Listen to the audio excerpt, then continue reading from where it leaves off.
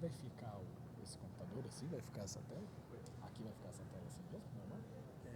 Vai ficar só. Vai porque tá no notebook. Ah, lá, ali já. Tá, beleza. Em nome da Câmara Municipal de Santo André, boa tarde. Estamos iniciando a primeira apresentação do Programa Contínuo de Planejamento e de Elaboração de Políticas Públicas da Câmara Municipal de Santo André.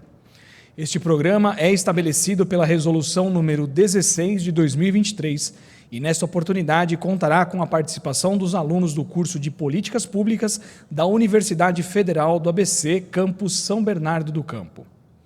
Compõe a mesa nesta tarde, ao centro, o vereador Clóvis Girardi, que presidirá esse evento. À esquerda do vereador Clóvis Girardi, o professor doutor Diego Sanches Correia, coordenador do projeto de extensão da Universidade Federal do ABC, e o senhor Henrique Araújo Silva, presidente do Diretório Acadêmico Sigma da Universidade Federal do ABC. E à direita do vereador, a professora doutora Roseli Benassi, vice-diretora do Centro de Engenharia, Modelagem e Ciências Sociais Aplicadas da Universidade.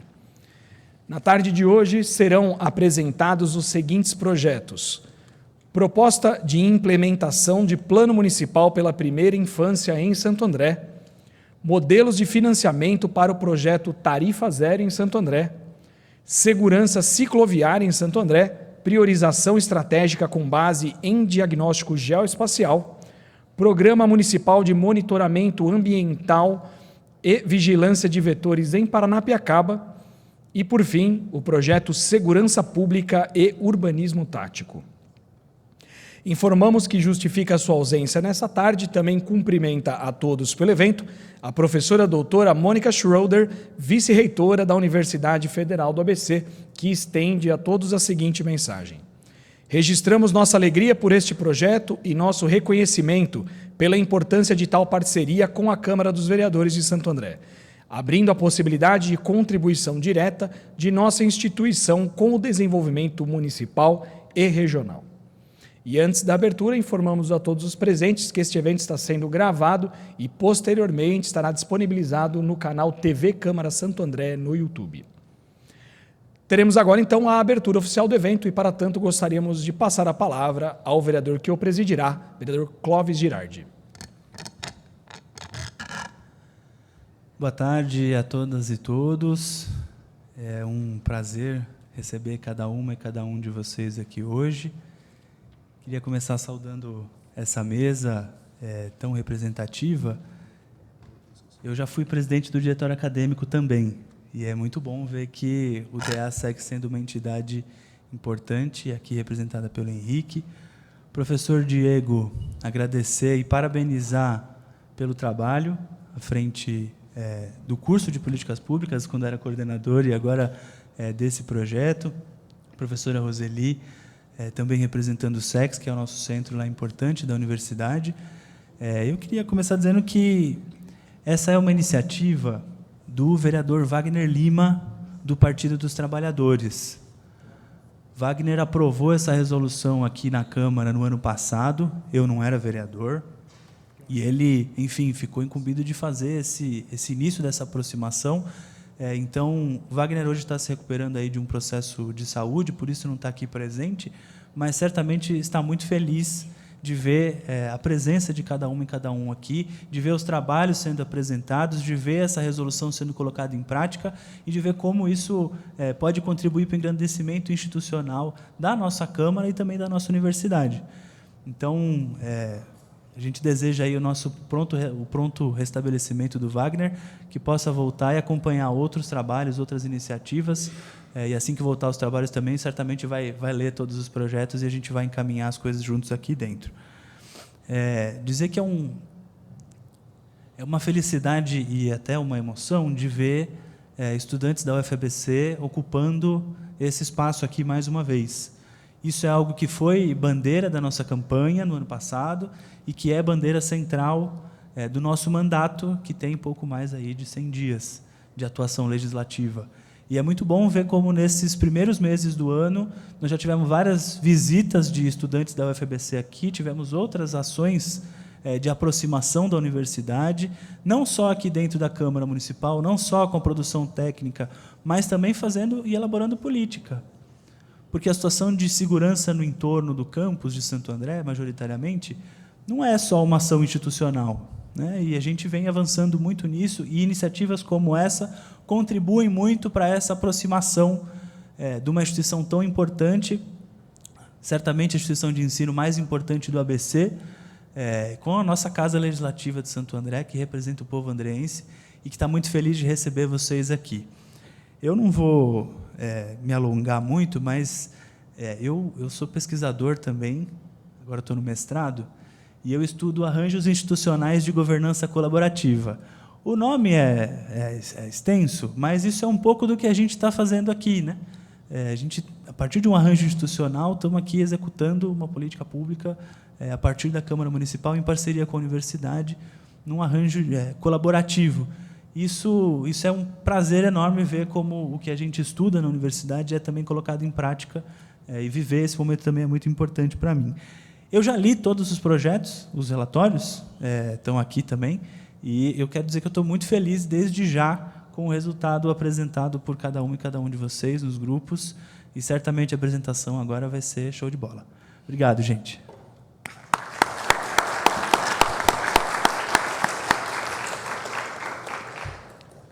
Dando continuidade às saudações, teremos agora uma saudação do professor Dr. Diego Sanches Correia, coordenador do projeto de extensão da Universidade Federal do ABC.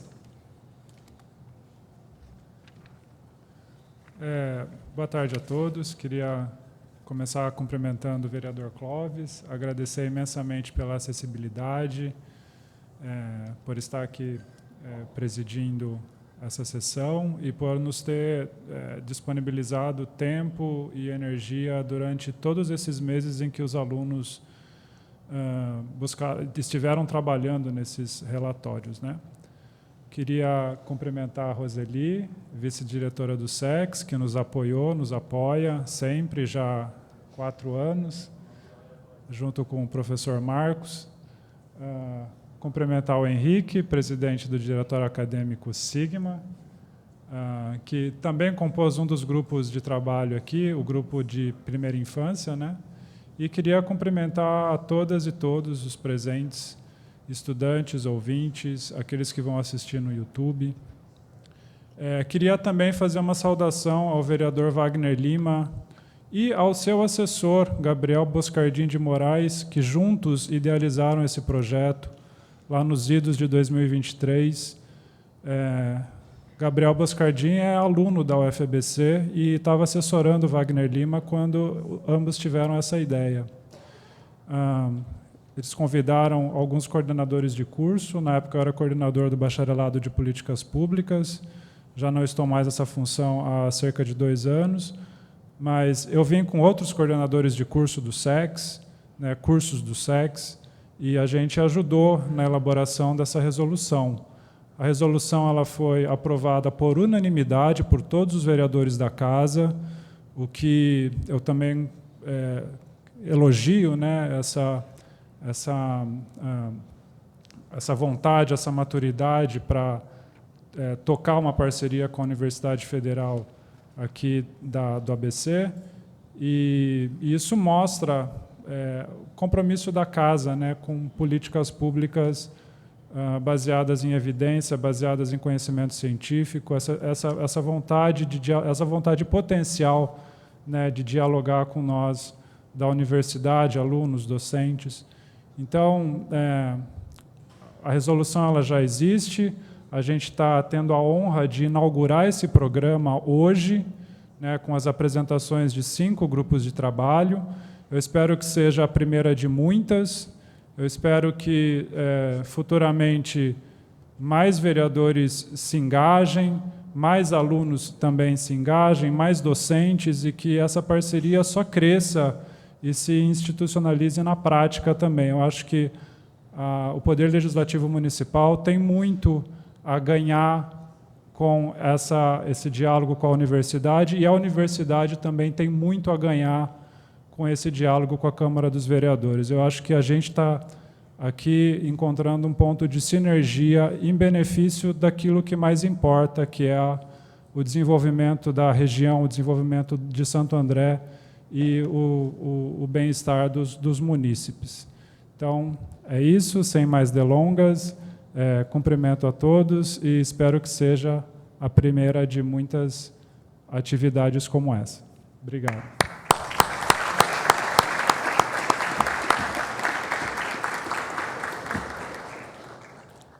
Dando continuidade, teremos agora uma saudação da professora doutora Roseli Benassi, vice-diretora do SEX, Centro de Engenharia, Modelagem e Ciências Sociais Aplicadas da Universidade Federal do ABC. Obrigada. Eu também gostaria de saudar a mesa, o vereador Clóvis, que cursou bacharelado em Planejamento Territorial na Universidade Federal do ABC. Queria saudar o Diego por essa apresentação que você trouxe até aqui e que a gente vai ver daqui a pouco dos alunos. Parabéns pela iniciativa. Sei que não é fácil sair da universidade, um monte de trabalho que a gente tem, mas parabéns por estar aqui. Não é fácil, a gente sabe que tem uma burocracia para chegar até aqui, mas parabéns. E eu também queria saudar o Henrique, presidente do Diretório Acadêmico, por estar aqui também. Importante essa sua representatividade perante os alunos que vão apresentar depois. Acho isso importante também. Eu trouxe uma colinha aqui rápida, não vou falar muito também, porque eu estou curiosa para ver os projetos de vocês, não conheço. Então, também gostaria de destacar a importância dessa resolução, que instituiu, então, um programa contínuo de planejamento e elaboração de políticas públicas.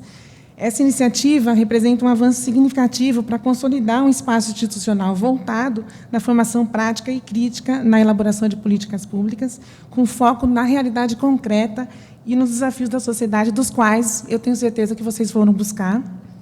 E ainda no contexto do programa, e aí com relação à disciplina que o professor Diego ministra, legislação e processo decisório, vocês, alunos, tiveram uma oportunidade de aplicar, de fato, os conhecimentos adquiridos na sala de aula. Desculpa, que eu estou com uma rinite alérgica horrível, tá?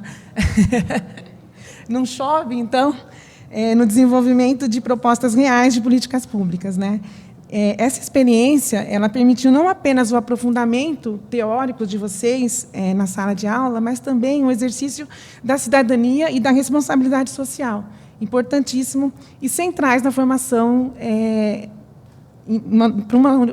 para uma formação universitária pública.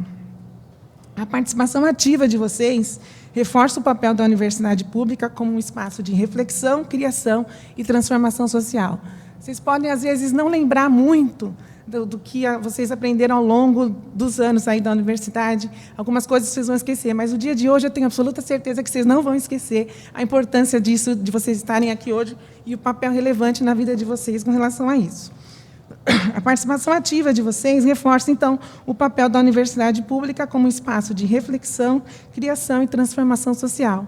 Então, eu só tenho a parabenizá-los, curiosa para ouvi-los. Mais uma vez, obrigada pelo convite.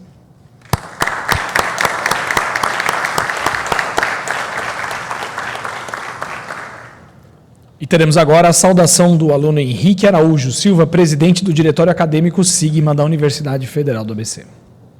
Boa tarde, pessoal. Primeiramente, queria saudar a mesa, agradecer o Clóvis aí. Eu acho que é um pouco simbólico a gente ter a presença de um aluno que está agora atuando como parlamentar, presidindo essa sessão. Saudar o professor Diego, que eu tive a honra aí de acompanhar durante a segunda matéria, professor? E acho que é importantíssimo a gente colocar que o professor Diego teve esse papel de pensar a universidade para fora, porque não é algo que é um desafio, não é fácil. Então, saudar você, professor, saudar você também, professora Roseli, pela presença, que acho que é simbólico ter um representante da universidade prestigiando esse evento, e saudar todos os presentes e principalmente os grupos que pensaram essas 5 propostas que vão ser apresentadas daqui a pouco. Eu acho que é muito simbólico, porque as 5 propostas pegam temas sensíveis da nossa realidade. Não aqui na realidade só de Santo André, Clóvis, mas na realidade de muitas cidades brasileiras. Projetos que podem ajudar a ter mais vaga de creche para mãe solo, que necessita ter um lugar para deixar a criança para trabalhar. A tarifa zero, que ajuda a trazer dignidade e direito à cidade para os cidadãos desse nosso país. Então, queria saudar todos os grupos, desejar boa sorte nessa apresentação, e esse é o caminho. Eu acho que boa parte aqui vai se formar em políticas públicas, e o maior desafio das políticas públicas é colocar ela na prática. E a gente está aqui fazendo essa atividade, colocando essa resolução na prática, é a maior conquista nossa, tá bom? Parabéns já a todos os grupos, já antemão, boa sorte e valeu. Obrigado, pessoal.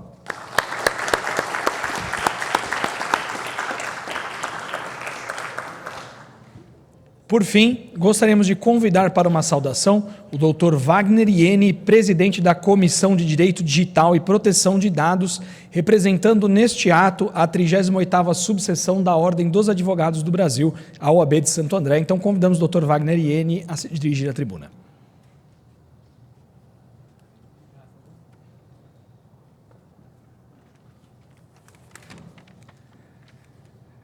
Bom, eu gostaria de saudar o vereador, eu sou ruim de nome, o senhor vai me desculpar, Clóvis.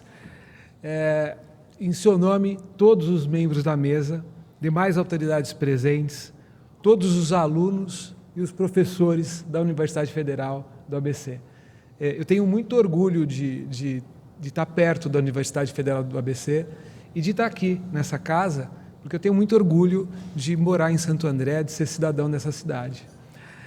É uma honra representar a Ordem dos Advogados do Brasil, subseção de Santo André, nesse evento, que marca a primeira apresentação do Programa Contínuo de Planejamento e Elaboração de Políticas Públicas.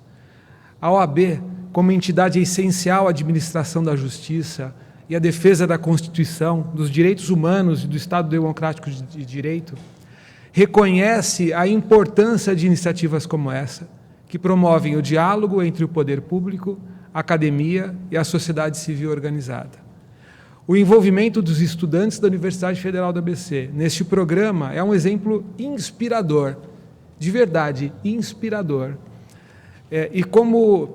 de como a ciência, a pesquisa e a educação podem e devem contribuir para a formulação de políticas públicas mais eficazes, inclusivas e democráticas.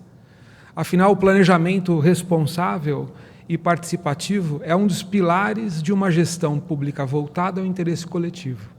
A Câmara Municipal de Santo André, ao abrir espaço para esse intercâmbio de ideias e propostas, reforça seu compromisso com a transparência, a inovação e a participação social. Parabéns. A Ordem dos Advogados do Brasil se coloca à disposição para colaborar com esse e outros projetos que fortaleçam a cidadania e o aperfeiçoamento das instituições públicas. Temos certeza, eu tenho certeza, que o caminho da escuta, da ciência e do diálogo é o mais promissor para o desenvolvimento de políticas públicas sustentáveis e justas. Eu parabenizo todos vocês, todos os envolvidos na criação dessa oportunidade, no desenvolvimento dos projetos, jovens pesquisadores, é uma alegria encontrá-los nesse espaço, e pelo entusiasmo que eu já tive oportunidade aqui de um bate-papo antes de a gente começar a perceber. Então, meus parabéns a todos os envolvidos. É uma alegria poder participar desse evento.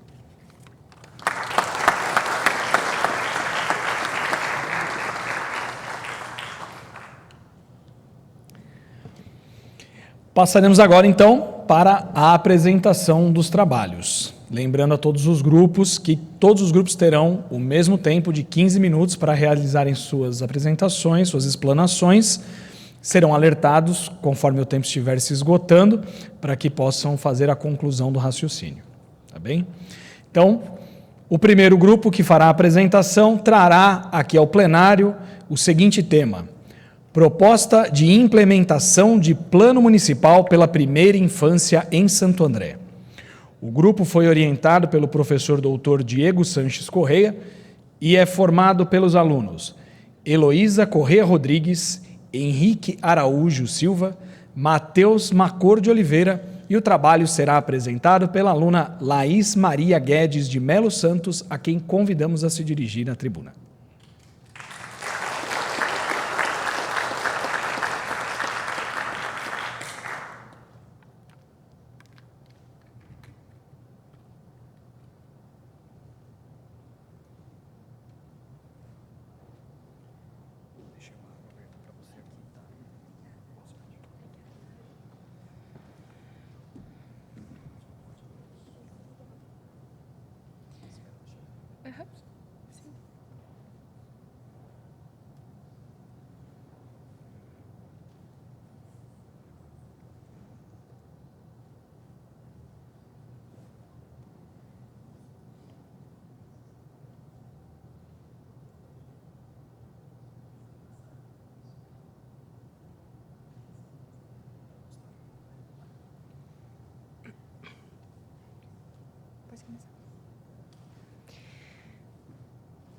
Boa tarde. Hoje eu venho aqui representar o grupo que fala sobre a proposta de implementação de um plano municipal pela primeira infância no município de Santo André. Meu nome é Laís Maria e eu componho o grupo composto por mim, é lógico, a Heloísa Correia Rodrigues, pelo Henrique Araújo Silva e pelo Matheus Macor de Oliveira, que já foram citados aqui. Nós gostaríamos de agradecer primeiramente à mesa e aos vereadores que vão assistir isso, também ao nosso orientador, professor doutor Diego Sanches Correia, que nos deu essa oportunidade de trazer o conhecimento da UFABC para a prática. E também aos nossos colegas e familiares que estão aqui prestigiando um momento que, para a gente, é muito importante. É um grande passo na carreira de estudante de políticas públicas. Muito obrigada. Bom, hoje a gente vai falar um pouco sobre o que é a primeira infância, a importância desse período. Vamos falar um pouco sobre o que é um plano municipal pela primeira infância. E aí entra um pouco sobre o nosso relatório síntese, que, mais uma vez, a gente convida a ler o relatório síntese que nós fizemos, que é mais completo, que terá a nossa metodologia, quais foram os resultados obtidos, as nossas conclusões e, depois, é lógico, a nossa proposta. Bom, o que é a primeira infância? A primeira infância é o período que vai desde o nascimento até os 6 anos completos de vida. Isso de acordo com o Ministério da Saúde. Agora, a Organização Mundial da Saúde fala que esse período começa um pouco antes, é desde a concepção. Bom, mas por que esse período é tão importante? O Center of the Developing Child, da Universidade de Harvard, aponta que mais de 1 milhão de novas sinapses são formadas por segundo nesse período. Isso significa que é um momento de formação exponencial de conhecimento e capacidades sociais e cognitivas. Alguns estudiosos dedicam a sua vida profissional a falar desse período. Um deles é o psicopedagogo Francesco Tonucci, que fez a iniciativa Città dei Bambini, ou Cidade das Crianças. Essa iniciativa, agora internacional, fala sobre o direito de participação, de autonomia e de brincar da criança, mas também fala sobre qual é o papel e a responsabilidade do Estado, o que deve ser assumido pelo Estado em relação a esse período que é tão importante. Outro estudioso muito importante é o James Heckman, que é um economista, até ganhou um prêmio Nobel de Economia nos anos 2000, e fala sobre a negligência estatal e a invisibilização que há dessa população em questão de políticas públicas para a primeira infância. Ele fala que há um retorno de 7% a 10% nos investimentos feitos para a educação infantil. Como os senhores podem ver, pela equação de Heckman, o retorno do investimento no capital humano ele é muito maior quando é feito nos primeiros anos de desenvolvimento de um indivíduo. Bom, agora o que é um plano municipal pela primeira infância? Também conhecido pela sigla PMPI, que deixa um pouco mais fácil da gente falar aqui na apresentação. Ele é um documento oficial que tem a duração de 10 anos. E ele organiza as ações e as prioridades de uma forma intersetorial sobre essas políticas públicas que são voltadas para a primeira infância. Isso significa que traz uma gestão pública muito mais eficiente para o município, de políticas que já existem, mas que precisam ser coordenadas muito bem e intersetorialmente. Isso fala que é um compromisso público da governança com o cuidado e o desenvolvimento integral das crianças nesse período. E lembrando, é custo zero. Fazer um documento desse é coordenar apenas as coisas que nós já temos no município. Mas, infelizmente, Santo André não tem um PMPI. Então, para isso, a gente trouxe no nosso relatório síntese uma metodologia e fundamentação teórica. A nossa metodologia foi baseada em uma abordagem qualitativa, com apoio de dados quantitativos e uma pesquisa documental online, e então feita uma análise comparativa. Como fundamentação teórica, nós abordamos, então, o Heckman e o Tonucci, que eu já disse para vocês, que fala muito sobre a importância do desenvolvimento infantil, e o nosso argumento central é baseado nas políticas baseadas em evidência. Para fazer essa comparação de dados, nós nos baseamos na metodologia Nurturing Care, que foi criada em 2018 pela OMS, pelo Banco Mundial e pela Unicef. A Nurturing Care separa o desenvolvimento da criança em 5 eixos principais, que são a saúde, a nutrição adequada, a parentalidade, segurança e proteção. A parentalidade, no nosso relatório síntese, foi mais abordada em questão à educação infantil. Então, para fazer essa comparação, nós escolhemos 3 municípios que têm a quantidade muito parecida em relação à população desse período. E também que tiveram a implementação de um PMPI com muito sucesso. Um deles foi Jundiaí, que está no estado de São Paulo desde 2017. Não, desculpem. Jundiaí, que tem um PMPI desde 2017. Boa Vista, em Roraima, que tem desde 2019, e Recife, em Pernambuco, que tem desde 2020. Bom, nos resultados obtidos, como eu já disse, o nosso relatório síntese está bem mais completo, mas aqui a gente traz algumas tabelas. No eixo de saúde, a gente pode perceber que Santo André teve um aumento percentual de cobertura à atenção primária à saúde muito bom. Passou de 40,6% em 2021 para 49,5% em 2024. Mas se a gente for comparar com um município que tem um PMPI implementado, com ações coordenadas e várias metas intersetoriais que coordenam essas ações de ter uma cobertura à atenção primária à saúde maior, Boa Vista passou de 69,17% em 2021 para 2024, 89,66%. É uma taxa muito grande. E, é claro, Santo André tem esse potencial de ter dados tão maiores e melhores quanto os de Boa Vista, por exemplo. Já no eixo de nutrição adequada, a gente trouxe sobre o peso baixo em crianças de 0 a 5 anos. Santo André tem a maior taxa de peso baixo, que é de 3,85%, que, dentro do estado de São Paulo, onde Santo André está, é maior que a média do estado de São Paulo, e ainda maior que a média brasileira.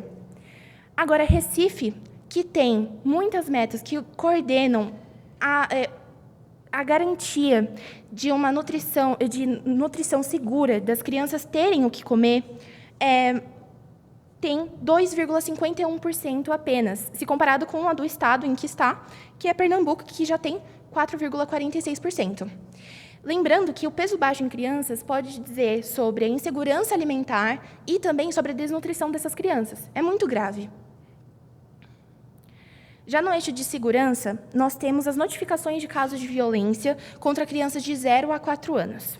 Santo André teve apenas um aumento de 19,23%, enquanto Recife teve um aumento de 208,81%. Mas aí, tudo bem, esse número é um pouco alarmante.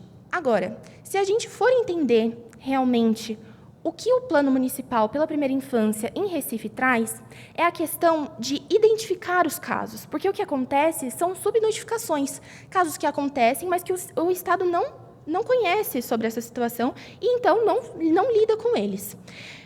O PMPI de Recife traz em várias metas, mais uma vez, intersetoriais. Então, uma conversa entre várias secretarias que são dirigidas a identificar, a combater e também prevenir os casos de violência.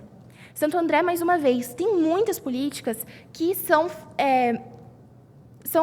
ligadas a isso, são formadas para lidar com esse problema, mas falta uma coordenação e uma conversa entre as secretarias que traga esse maior entendimento e maior notificação realmente, porque há uma subnotificação no município. Agora, no eixo de educação, nós trouxemos o percentual de atendimento em pré-escola da população de 4 a 5 anos. Santo André tem, em 2023, 21,05% de atendimento. É muito grande, isso é muito bom. Quer dizer que Santo André tem uma ótima capacidade de atender os alunos. Agora, se a gente for ver o município de Jundiaí, mais uma vez, com o PMPI implementado, a quase uma universalização desse atendimento, com 99,47% de percentual de atendimento. Isso significa, então, que os PMPIs implementados nessas cidades trazem uma melhora nos índices dessas cidades. E Santo André, ainda que tenha algum aumento, sofre com uma certa estagnação em muitos desses índices. O PMPI ele pode diagnosticar várias áreas de um município e definir as metas que Santo André precisa. Isso quer dizer que Santo André, com o PMPI, só se beneficiaria. Mais uma vez, não tem gastos. É uma questão de coordenar todas as ações intersetorialmente. Essa defasagem estatística em relação a esses outros municípios significam que são oportunidades perdidas no desenvolvimento integral dessas crianças e também do resto da cidade. Um PMPI ele pode trazer uma eficiência no uso desses recursos públicos e dessas políticas públicas que são voltadas para a primeira infância. A nossa proposta, então, é que os senhores vereadores indiquem ao Executivo a criação de um plano municipal pela primeira infância no município de Santo André. É claro, alinhado aos padrões estaduais, nacionais e internacionais no que diz respeito às políticas pela primeira infância. Isso traz, com certeza, muitos efeitos em longo, em médio e em curto prazo em uma sociedade. Para finalizar, eu trago aqui um provérbio africano que é preciso uma aldeia inteira para educar uma criança. Isso quer dizer, uma sociedade que cuida de si mesma é uma sociedade... Uma sociedade que cuida de suas crianças é uma sociedade que cuida de si mesma. Muito obrigada.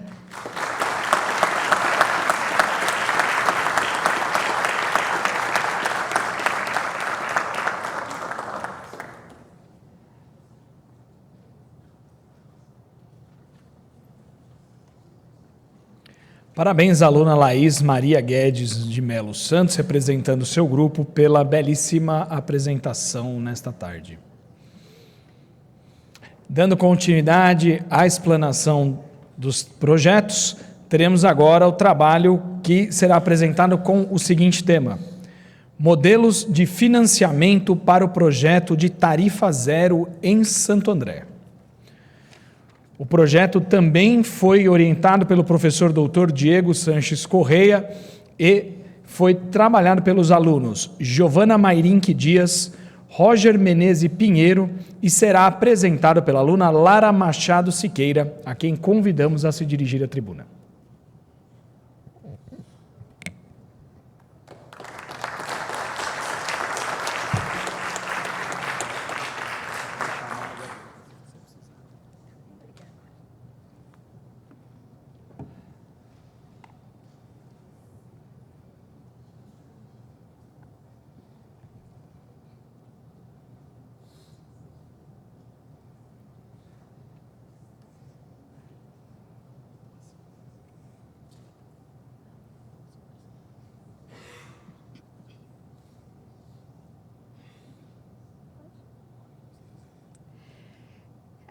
Boa tarde.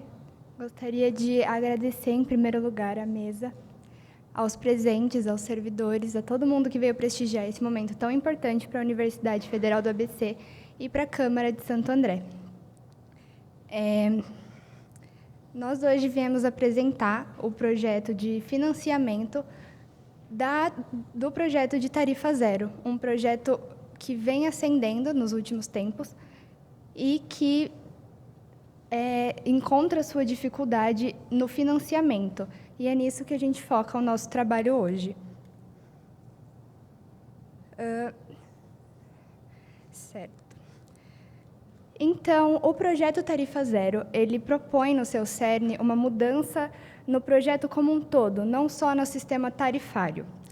Então, nós temos que a gente precisa de uma reorganização geral, tanto na estrutura da cidade, para parar de incentivar o transporte individual motorizado, tanto no modelo de arrecadação de tarifas.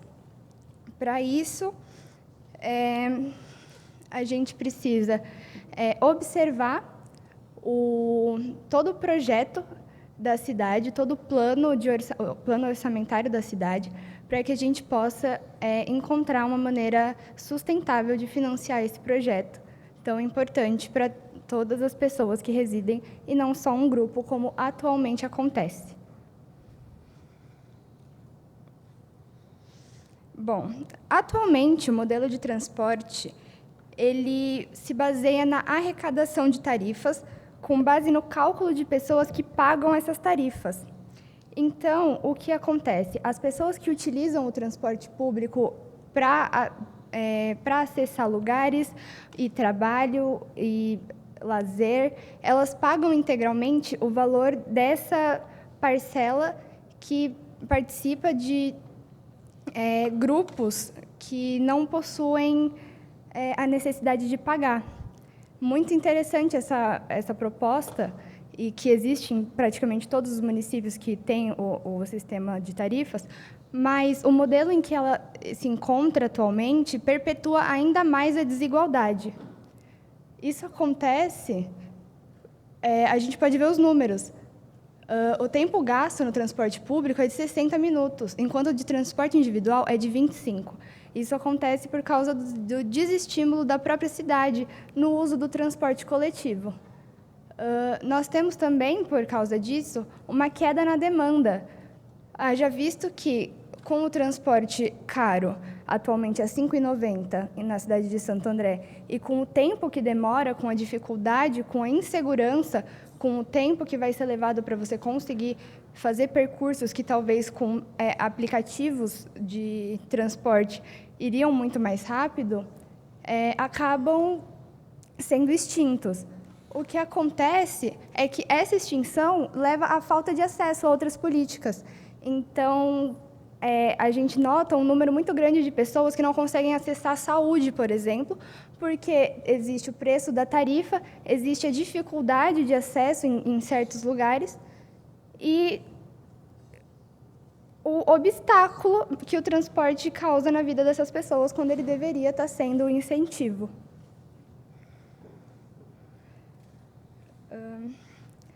A nossa metodologia se baseou em 4 partes. Nós primeiro analisamos o sistema de mobilidade da cidade de Santo André, identificamos os problemas e as deficiências que estão causando essa falta de demanda. Logo em seguida, nós analisamos o caso de Caucaia, que é uma cidade que atualmente é a maior cidade que implementa o projeto de tarifa zero. Nós analisamos a política nacional de mobilidade e os impactos da desigualdade. E, por fim, nós formulamos as propostas de financiamento concretas e sustentáveis para que possa ser levado em conta na hora dos presentes vereadores e os que assistirão de formularem esse financiamento, formularem o financiamento da tarifa.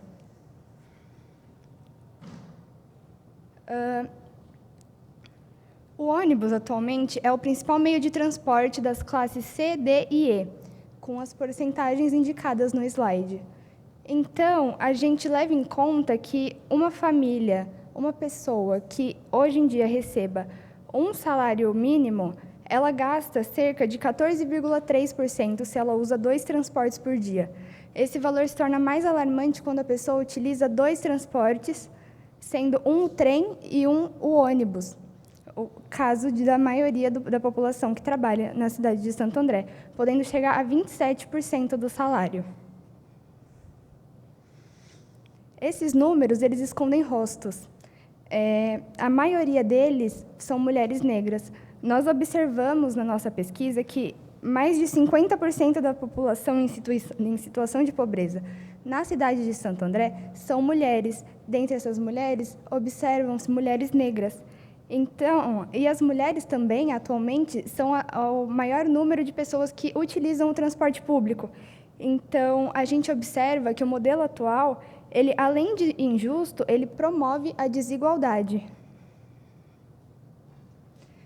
Observando o orçamento municipal e a viabilidade de formular essa pesquisa, a gente observa que, em uma média das cidades que atualmente tem o sistema de tarifa zero, elas costumam subsidiar com cerca de 1,2% de seu orçamento, com o exemplo de Caucaia, que utiliza 1,8% do seu orçamento anual. Enquanto isso, na cidade de Santo André, a gente observou que teve um gasto, no ano de 2024 especificamente, de 1,2% do seu orçamento com repasses para suprir as falhas de demanda do sistema. Ou seja, a gente já investe, só que investe de maneira ineficiente.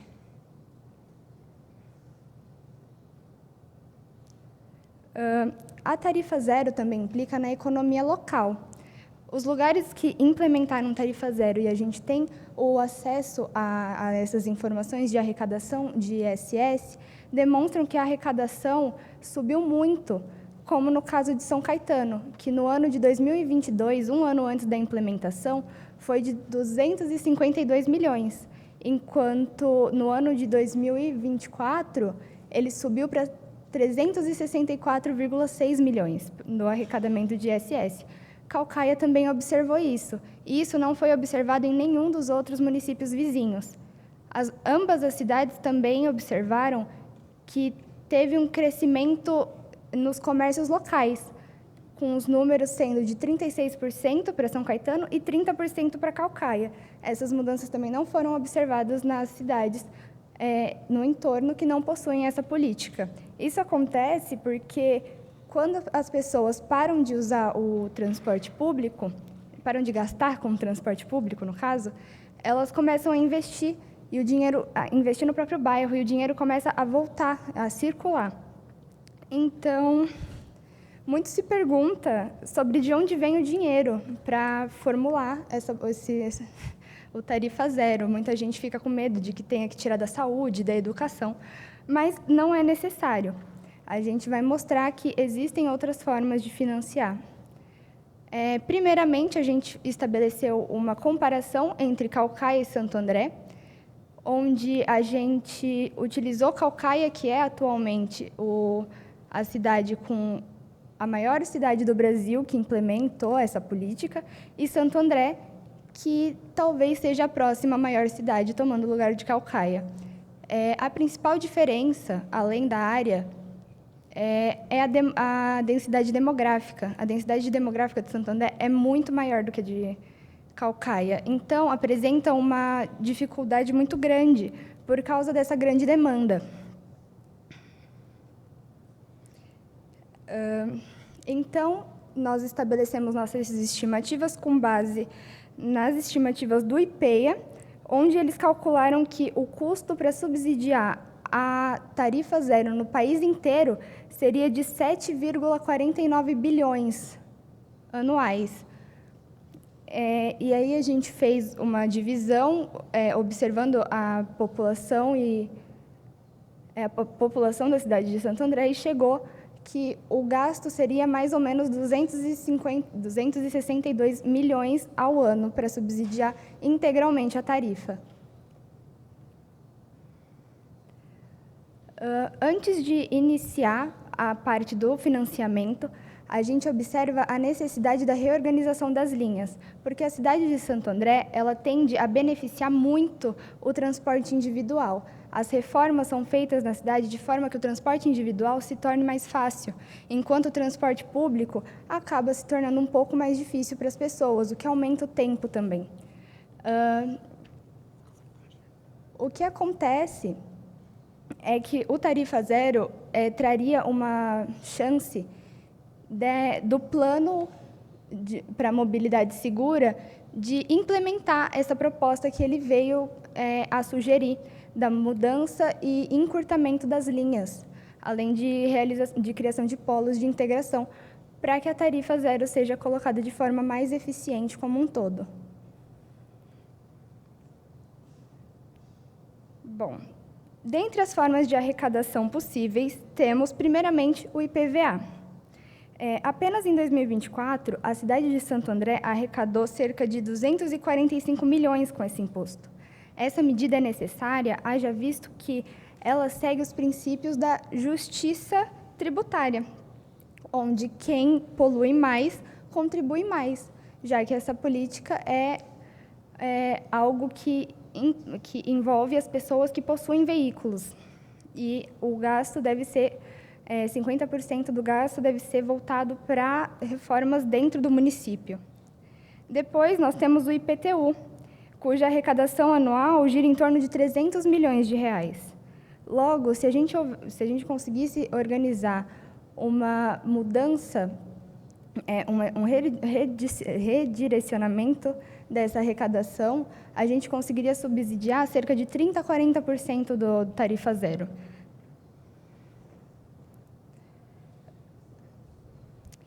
Nós podemos usar também os fundos já existentes, como a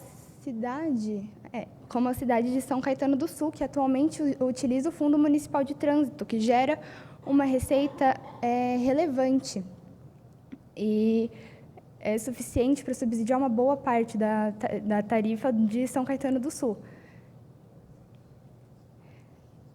Temos também a ideia de taxar o transporte individual, como já acontece na cidade de Londres, que obtém uma receita também relevante com isso e apresentou também uma redução de 30% do congestionamento, coisa que a gente busca muito com tarifa zero também, porque não adianta nada mudar tudo e continuar tendo um tempo exorbitante entre um polo e outro que de carro levaria 15 minutos para cruzar. Bom, a proposta final e a mais estratégica seria uma mudança na forma de arrecadação do Vale Transporte. Hoje, nós temos que os trabalhadores formais contribuem com 6% de seu salário e que a empresa paga o resto do transporte que ele usa. Apesar disso, os trabalhadores informais são 30% da população de trabalhadores da região de Santo André. E o que faz com que eles tenham uma dificuldade muito grande de acessar o trabalho, que implica em outro problema.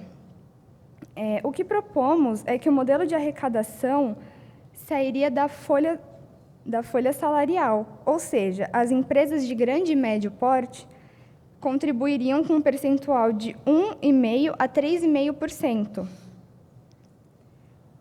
Vamos ver os números. Santo André, com cerca de 220 mil trabalhadores formais, onde 70% desses estão em empresas com mais de 9 funcionários, seria capaz de gerar uma massa salarial anual de 7,49 bilhões de reais. Aplicando a contribuição sugerida pelo projeto, é possível subsidiar grande parte do tarifa zero. Mais que isso, essa mudança incentiva também a formalização do trabalho, uma vez que o empregador deixa de bancar individualmente a tarifa e ele passa a investir em um sistema de transporte. Finalizo pedindo a todos os presentes e a todos os que assistirão que olhem esse projeto com sensibilidade e coragem. O povo merece ocupar o espaço e ele merece ocupar o espaço de maneira eficiente e justa, sem que o valor da tarifa seja uma barreira. Muito obrigada.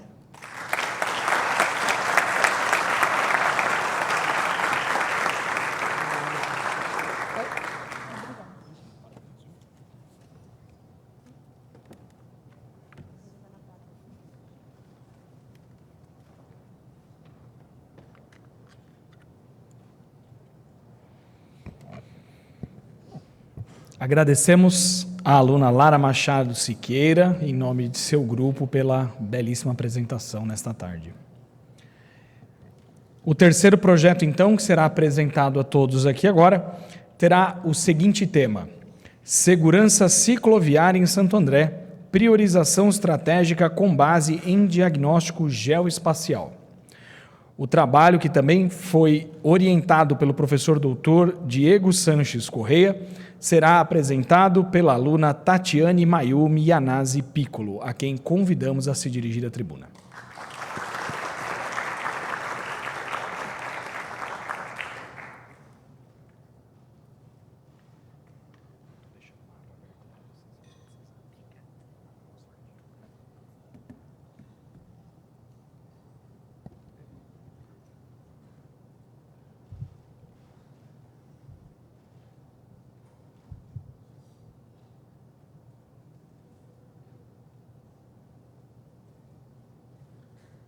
Bom, boa tarde a todos e todas aqui presentes. Meu nome é Tatiane, eu faço parte do curso do bacharelado de Políticas Públicas. E hoje eu gostaria de trazer para vocês um tema, né? Eu queria discutir sobre a segurança cicloviária aqui na cidade. Pode passar. E eu vou começar dizendo para vocês que eu tenho uma boa e uma má notícia. A boa notícia é que os acidentes envolvendo bicicletas caiu ao longo do tempo. Pode passar. E a má notícia é que isso não necessariamente significa que as nossas ciclovias elas estão mais seguras. Na verdade, o que a gente tem visto ao longo dos anos é uma redução na demanda, na quantidade de viagens realmente feitas de bicicleta, originadas aqui dentro da cidade, enfim. E isso é muito ruim, porque hoje em dia a gente já estima que, primeiro, os transportes individuais, eles além de serem muito poluentes, eles também não são exatamente acessíveis para todas as pessoas, e a bicicleta, ela é um meio de transporte que promove equidade, ela promove bem-estar, ela promove a saúde, ela traz muitos benefícios para a sociedade como um todo, mas isso significa que tem alguma coisa acontecendo que a gente não está incentivando as pessoas na cidade a utilizarem a bicicleta como meio de transporte. E a cidade percebeu isso, porque, durante a revisão do plano de mobilidade, os diagnósticos eles foram muito certeiros. Então, eles viram que a gente tem uma ciclovia que ela é fragmentada, ela não é conectada nos principais meios de transporte da cidade. Então, os nossos terminais de ônibus não são todos que conectam com uma ciclovia, enfim. Eles também não vão até todas as estações que poderiam chegar, estações da CPTM. A gente também não tem uma infraestrutura adequada, e quando eu digo isso, não é só a construção das ciclovias, mas também você ter um lugar para estacionar a sua bicicleta. Porque a bicicleta ela vai com a pessoa até o momento que ela precisar estacionar ela. Quando ela encontra dificuldade, ela já percebe que aquilo não é tão viável assim. Então, é uma dificuldade, isso também acaba dificultando, né, o uso da bicicleta como meio de transporte. E, principalmente, que a gente percebe, né, que a gente tem alguns bicicletários que ficam, principalmente ali na estação de Santo André, mas são pontos que são muito concentrados em regiões muito específicas, que pegam algumas avenidas principais e acabam não encontrando o resto da cidade de uma forma mais generalizada. E, com isso, né, isso foi algo que apareceu no diagnóstico, e o relatório síntese que saiu desse diagnóstico, que eventualmente acabou gerando o plano de mobilidade, ele já apontou essas questões. Então, a gente sabe que a gente precisa expandir a malha cicloviária, a gente precisa conectar com os principais pontos de transporte, a gente precisa pensar em infraestrutura, inclusive a construção de bicicletários, pensar em sistema de compartilhamento de bicicletas para que a pessoa ela não precise utilizar a bicicleta em todo o trajeto, mas apenas numa parte dele. Isso também incentiva o uso de transporte público. Mas tem um ponto que eu acho que ficou, né, que, na verdade, eu gostaria de agregar ao que o plano já traz de informação, que é uma proposta para a gente pensar em lugares que seriam necessários priorizar esse início, né, essa construção de ciclovias. Então, a ideia era olhar quais eram os pontos mais críticos, onde, eventualmente, a gente tinha mais acidentes e que precisariam de mais atenção, com uma certa urgência. Então, o que eu utilizei, eu olhei os dados do SIGA, que é o Sistema de Informação Geográfica Andreense, inclusive muito bom, porque ele realmente tem dados ótimos geolocalizados. Esses dados eles são originados não apenas de BOs, mas também é um cruzamento de informações com o que a Guarda Civil, com o que a GCM faz de anotação, a Polícia Militar. Então, isso aumenta a nossa base, então a gente consegue trabalhar melhor com os dados que tem disponíveis. Então, a ideia foi dividir em períodos, para a gente olhar como que esses pontos, esses focos de acidentes, eles vão mudando ao longo do tempo. Então, eu também já vou até fazer um alerta, porque nem todas as ciclovias que já foram construídas estão representadas aqui, mas essas aqui são as que tinham disponíveis no portal, então são as que eu utilizei para trabalhar com elas. No ponto A, ali é mais ou menos o centro de Santo André, próximo aqui ao Paço Municipal, mas é perto principalmente ali da região da Figueiras com a 15 de novembro. E no ponto B é o final da ciclovia que foi construída em 2015, que liga a Estrada do Pedroso à Estação de Santo André. Essa ciclovia, depois que ela foi concluída, não sei se vocês conseguem reparar que, ao longo do tempo, o ponto B ele vai ficando cada vez mais forte. Porque o que acontece? Você, de fato, tem a construção da ciclovia, aos pontos que costumavam ser mais esparsos ao longo dela, eles vão começando a concentrar, porque a construção da ciclovia direciona o fluxo. Mas, no momento em que ela é quebrada, que tem aquela fragmentação, quem vem da Estrada do Pedroso não encontra a ciclovia completa até o final. Ele tem trechos que ele precisa parar e dividir o espaço com os ônibus, né? E esse ponto bem específico, pode passar?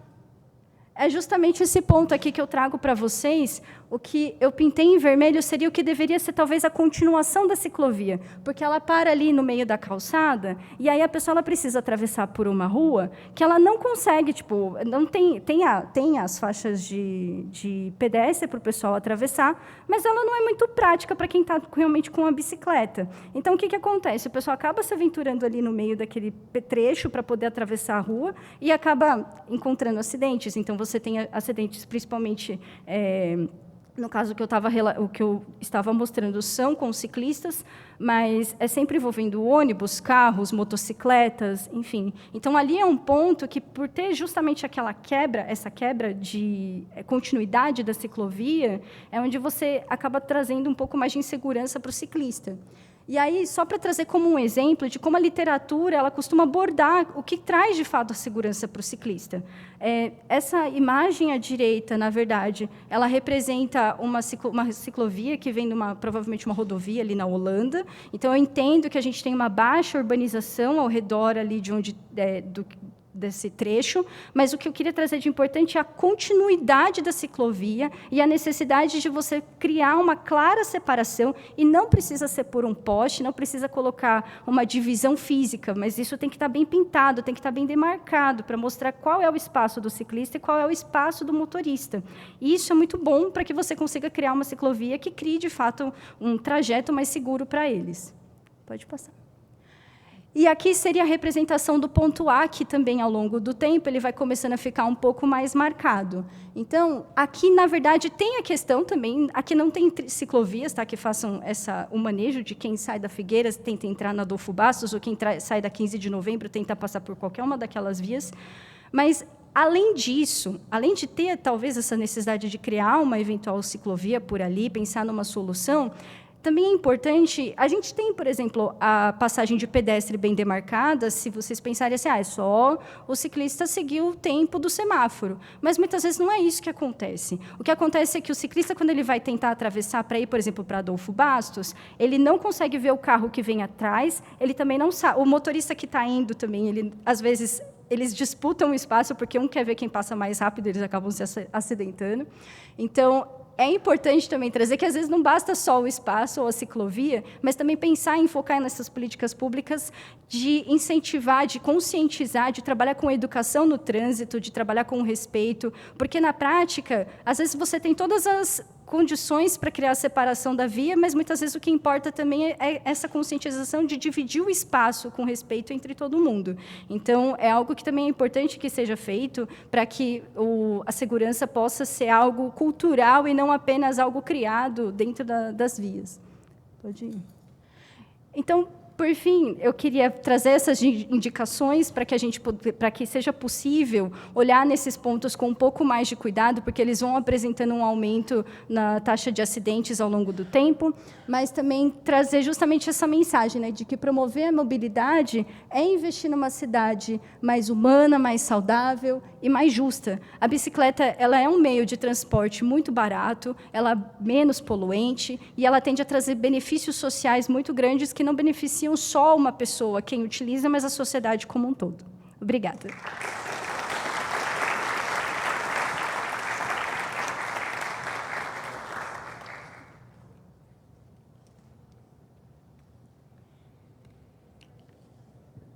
Agradecemos a aluna Tatiane Mayumi Yanase Piccolo pela belíssima participação e apresentação nesta tarde.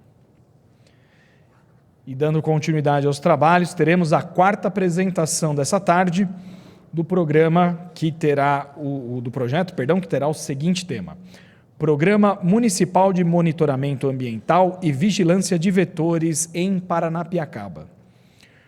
O projeto, que foi orientado pela professora doutora Márcia Aparecida Esperança, é formado pelos alunos Alisson Galdino Costa, Felipe Trovalin Jordão, Lívia Pereira de Jesus e será apresentado a todos nesta tarde pelo aluno Fernando Greluk Zickman,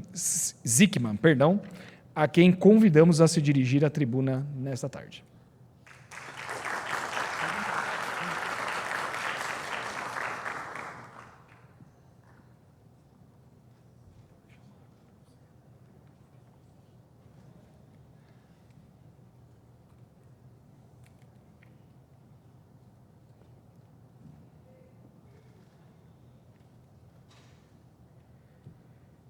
Boa tarde a todos e todas. Queria primeiramente agradecer a presença do vereador Clóvis, professor, professora, meus colegas e todos os demais. Eu sou o Fernando, aluno do bacharelado em Políticas Públicas pela UFABC e também do mestrado em Biosistemas também pela UFABC. Pode voltar o slide, por favor? Então, estou aqui, é uma honra para mim representar o meu grupo no projeto que intitulamos de Programa Municipal de Monitoramento Ambiental e Vigilância de Vetores em Paranapiacaba. E eu gostaria de dizer logo de início que esse projeto trata de uma ameaça invisível, mas real, a poucos quilômetros daqui em Paranapiacaba. Antes de continuar, eu gostaria só de estabelecer essas duas definições sobre monitoramento ambiental e vigilância de vetores. No caso, monitoramento ambiental seriam as ações de observar, medir, registrar os indicadores do ambiente, como a água, o solo e a saúde dos seres vivos. E a vigilância de vetores, identificar, monitorar e avaliar a presença de organismos transmissores de doenças nos vetores, como mosquitos, flebotominos e carrapatos. Ou seja, os vetores são possíveis portadores de patógenos que transmitem essas doenças. E, no caso, o monitoramento e a vigilância, então, seriam ambos um conjunto de ações sistemáticas de monitoramento da saúde de um ambiente específico. Como eu mencionei, esse projeto tomaria lugar no distrito de Paranapiacaba, que é o distrito de Santo André, mais precisamente no Parque Nascentes de Paranapiacaba, como podem ver no mapa, é aquela região destacada em vermelho. É uma região circulada por áreas urbanas e industriais, e composta por paisagens, como vocês podem ver as imagens C, D, E e F, né? Paisagens com uma variedade no seu microhabitat, tanto nos córregos quanto nas margens desses córregos e o próprio solo. Todos sabemos que Paranapiacaba é um patrimônio cultural, histórico e ecológico, principalmente o Parque Nascentes de Paranapiacaba. O Parque Nascentes ele é, de acordo com o decreto 14.937 de 2003, uma área de conservação ambiental e de proteção ambiental. Entretanto, o mesmo fator que coloca Paranapiacaba como de alto valor ecológico, o coloca também como uma zona de pressão ambiental, de diferentes pressões ambientais, conforme eu vou explicar agora. Pressões ambientais por fatores, por exemplo, como primeiro ponto, a poluição hídrica, turismo e expansão urbana. Apesar de ser uma área de conservação ambiental, esse projeto parte da conclusão de que, como diz o segundo ponto, há uma ausência de monitoramento contínuo nessa região. Apesar de ser uma área de conservação ambiental, não existe um monitoramento que é capaz de avaliar a eficácia dessa conservação. Daí a necessidade dessa proposta, devido ao que está no terceiro ponto, os possíveis riscos sanitários e ecológicos crescentes da região, o que nos leva ao quarto ponto, que é a necessidade da integração do meio ambiente e da saúde pública, do meio ambiente e políticas de saúde pública. Tudo isso sob o que está no quinto ponto, a abordagem de saúde única, o One Health. A saúde única ela surgiu no meio científico no fim dos anos 80 e ganhou força nos anos 2000, como sendo um conceito que trata a saúde humana, animal e ambiental como sendo interconectadas, de fato, uma saúde única. Assim, os objetivos dessa proposta seriam, então, diagnosticar as vulnerabilidades ambientais em Paranapiacaba, com isso, fornecer subsídios técnicos e científicos para as políticas públicas e integrar a saúde ambiental, a saúde pública e a conservação ecológica, tudo num mesmo projeto. E de que maneira seria realizado esse monitoramento ambiental? Bom, eu vou apresentar os métodos práticos na metodologia da proposta. Em seguida, eu vou apresentar os resultados que fundamentam essa metodologia. Basicamente, esse monitoramento ele aconteceria em 3 eixos. O primeiro eixo seria a água. No caso, como mostra essa imagem, a ideia seria coletar amostras de água dos diferentes córregos, como aqueles que eu mostrei no primeiro slide, que seriam devidamente catalogados e enviados ao laboratório para que se faça uma análise físico-química, microbiológica e de metais pesados, como cádmio, chumbo, cobre e zinco, a fim de detectar, então, indícios de poluição antrópica, ou seja, de poluição causada pela ação humana. O segundo eixo da atuação do monitoramento seriam os sapos, ou anuros, que envolvem sapos, rãs e pererecas.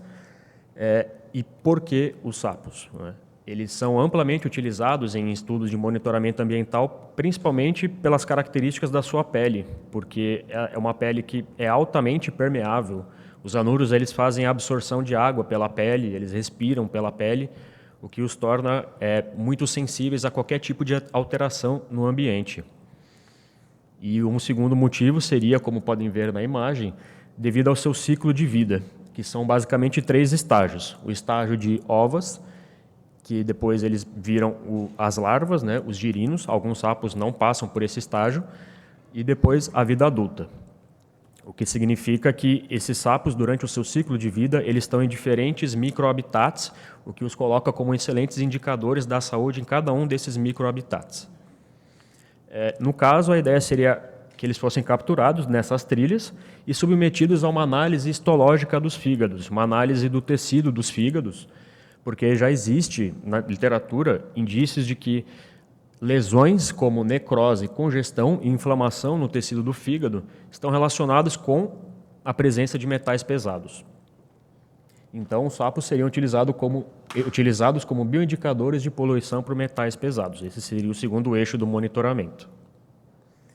E o terceiro eixo seria o monitoramento dos artrópodes, os vetores, como eu expliquei, e eles seriam submetidos a técnicas de extração do seu material genético, visando encontrar possíveis patógenos que eles estivessem contaminados, colocando eles como potencial para triagem molecular, que nos permitisse ver que tipo de patógeno está presente naquela região e, com isso, ter uma ideia dos riscos de surtos e epidemias que poderiam surgir disso.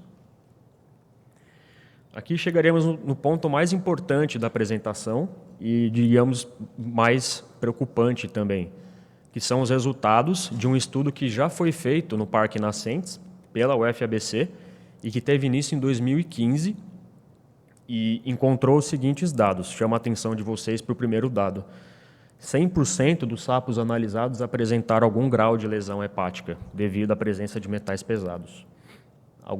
Como vocês podem ver nessa imagem, esses pontos escuros nessas lâminas microscópicas seriam os diferentes tipos de lesões que foram encontrados.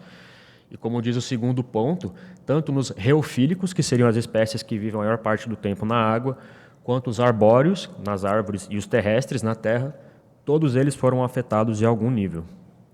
Então, essas lesões indicam uma exposição crônica a esses poluentes ambientais.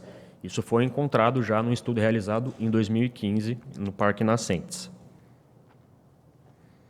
Nesse mesmo estudo, foram analisados também as amostras de água que foram coletadas nesses microhabitats, e os dados também são muito preocupantes, porque foram encontrados metais pesados nessas amostras de água, que estão relacionados, então, com as lesões nos sapos, e cada um desses quadros seria um metal pesado, e esses gráficos seriam as concentrações em cada uma das 8 viagens de campo que foram realizadas no ambiente, no Parque Natural Nascentes de Paranapiacaba, e em todas elas foram encontrada a presença de metais pesados, que, como diz o segundo ponto, estão abaixo do limite da OMS. Mas isso não os torna menos preocupante, porque eles são potencialmente bioacumulativos, eles não se degradam no meio ambiente, e conforme o tempo vai passando, eles vão se acumulando, e, como eu falei, esse estudo teve início em 2015. Esses gráficos são de 2015, então a situação pode ser pior agora. Esses dados indicam, então, uma poluição contínua e difusa naquele ambiente, o que é preocupante por se tratar de uma zona de conservação ambiental. O Parque Nascentes tem como uma das suas principais nascentes a nascente do Rio Grande, que é um dos principais afluentes da represa Billings, que distribui água para boa parte da região metropolitana de São Paulo e para alguns municípios, para parte dos municípios do ABC. Então, esse problema pode já estar nos afetando de maneira silenciosa e invisível, como eu mencionei. O terceiro eixo do monitoramento seriam, então, os artrópodes. Essa metodologia ainda não foi aplicada em Paranapiacaba, entretanto, ela já foi validada nos laboratórios da UFABC, mais precisamente no Laboratório de Agentes Patogênicos da UFABC, sob a orientação da professora Márcia. E a ideia seria utilizar, então, esses artrópodes para fazer uma extração do seu material genético a fim de encontrar os possíveis patógenos que eles poderiam carregar. Seriam capturados, então, como essa primeira imagem de cima mostra, né, com armadilhas de captura desses artrópodes, uma armadilha padronizada pelo Center of Disease Control, perdão. E essa segunda imagem seria só para mostrar a validação do método utilizado para fazer a extração desse material genético, que também é um método padronizado pela UFABC. Então, a proposta seria expandir o estudo que já foi feito com sapos e anuros, com sapos e com a água, para os artrópodes também. Então, sintetizando tudo que eu falei até aqui agora, a proposta seria, então, a criação do Programa Municipal de Monitoramento Ambiental e Vigilância de Vetores em Paranapiacaba, que, para ser formalizado, teria que ser indicado pelo Legislativo ao Executivo, né, Prefeitura de Santo André, e tendo como objetivos, então, o monitoramento contínuo da água, dos sapos e dos artrópodes, para que haja uma detecção precoce desses desequilíbrios ambientais e desses riscos sanitários. Então, só para concluir, chegamos a esses 3 pontos, sendo o primeiro que fique claro que essa é uma proposta de caráter preventivo, que já existem vários estudos na literatura mostrando que os gastos com prevenção de algum surto, de algum problema de maior magnitude, eles são relativamente, significativamente menores do que o custo com a emergência que você teria que implantar depois para lidar com esse problema. Então, de fato, como o segundo ponto diz, é uma alternativa estratégica à lógica reativa de gestão de emergências, porque em uma emergência tudo tem que ser feito às pressas, consequentemente afetando a efetividade das medidas. E, por último, talvez o mais importante, pode transformar Paranapiacaba como em um modelo de saúde ambiental local. Pode servir de estudo de caso para que esse mesmo tipo de monitoramento seja implantado em outras regiões que esteja sujeito aos mesmos tipos de pressões ambientais. E, dessa forma, então, poderia ser um ponto para se pensar em implantar em outras unidades de conservação para ter o mesmo tipo de avaliação ambiental. Para encerrar, eu queria dizer, então, um princípio que existe na ecologia, que é de que, primeiro, o ambiente dá sinais e depois ele grita. E a pergunta que eu faço é, por que esperar o grito se os sinais já estão aí e a gente pode captá-los antes? Muito obrigado.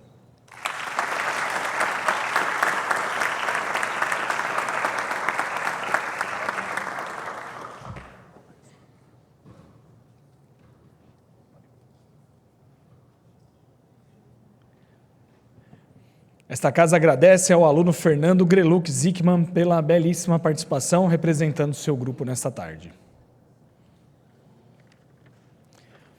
Por fim, teremos a apresentação do último projeto desta etapa, então, do nosso programa, que será apresentado com o seguinte tema: Segurança Pública e Urbanismo Tático.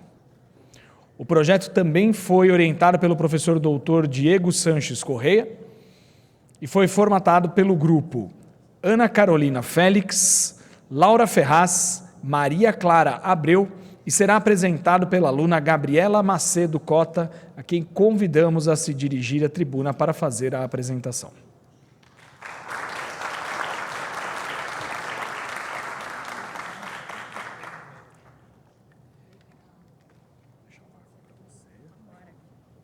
Ah, é para mim? Posso dar um golinho antes, então?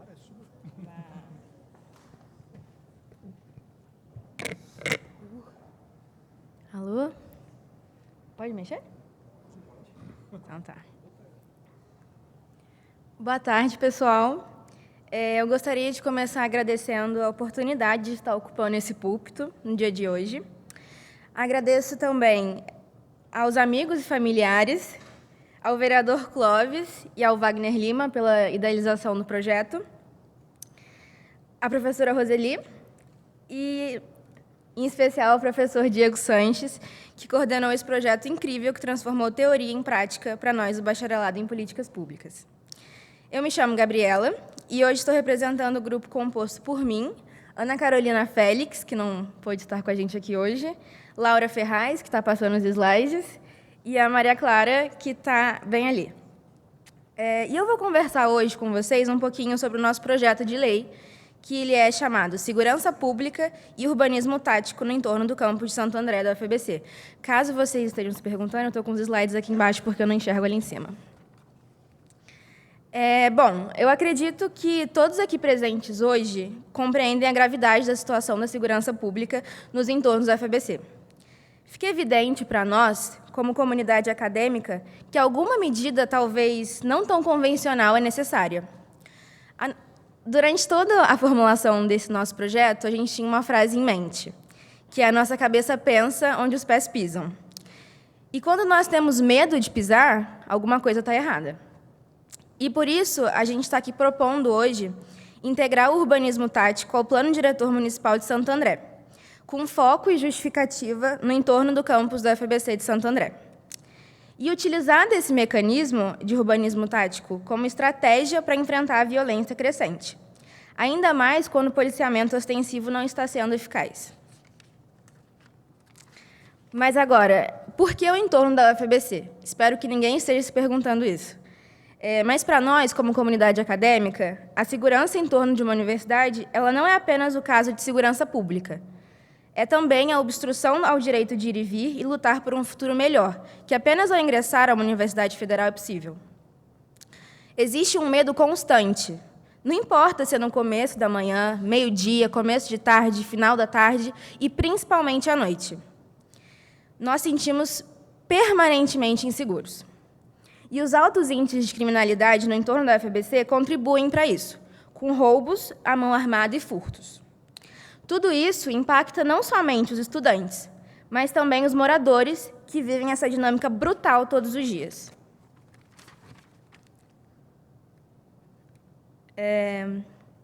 E como a gente está falando de uma pesquisa séria, a gente tem que trabalhar com dados.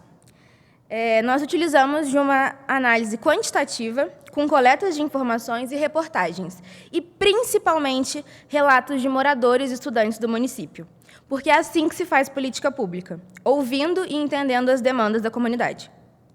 Com base nos dados da Secretaria de Segurança Pública de São Paulo, a gente percebeu que há um destaque muito maior para a 2ª DP, que é onde está a UFABC, e que as regiões mais afetadas são a Rua Santa Carolina e a Rua Abolição.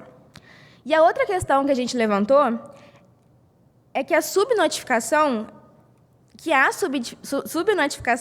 devido à distância da delegacia. E eu acredito que todos vocês aqui hoje, como cidadãos, já sofreram ou sofrem alguma ineficiência do poder público em algumas situações. E com os estudantes da UFABC não foi diferente. A comunidade se mobilizou e criou um mapa colaborativo, com registros dos assaltos. Então, utilizando um aplicativo próprio, colocando relatos das redes sociais e grupos do WhatsApp para monitoramento. E é bonito de se ver essa união. Mas, ainda assim, os senhores e senhoras aqui presentes não acreditam que o medo não deveria ser o maior motivo dessa união?